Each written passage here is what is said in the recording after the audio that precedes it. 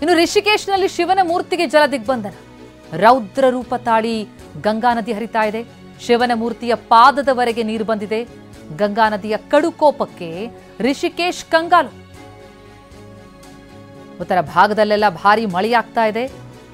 ಅದರ ಪರಿಣಾಮ ರಿಷಿಕೇಶ್ನಲ್ಲೂ ಕೂಡ ಶಿವನ ಮೂರ್ತಿಗೆ ಜಲ ದಿಗ್ಬಂಧನ.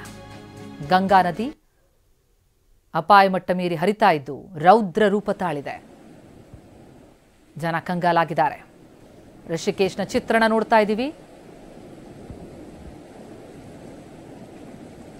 ಶಿವನ ಮೂರ್ತಿ ಪಾದದವರೆಗೂ ಕೂಡ ಈಗಾಗಲೇ ನೀರು ಬಂದಿದೆ. ಇನ್ನೂ ಭಾರಿ ಮಳೆಯಾಗುವಂತಹ ಮುನ್ಸೂಚನೆ ಇದೆ.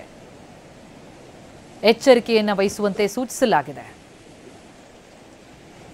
ಭೋರ್ಗರಿತಾ ಇರುವಂತಹ ಗಂಗಾ ನದಿಯ ರೌದ್ರ ರೂಪವನ್ನು ನೋಡ್ತಾ ಇದ್ದೀವಿ. ರಿಷಿಕೇಶ್ನ ಚಿತ್ರಣ ಇದು.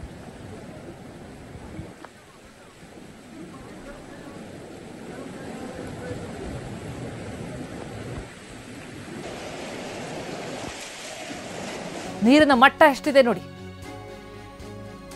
ಹರಿದ್ವಾರದಲ್ಲಿ ಗಂಗಾ ನದಿ ರೌದ್ರ ರೂಪ ತಾಳಿದಾಳೆ.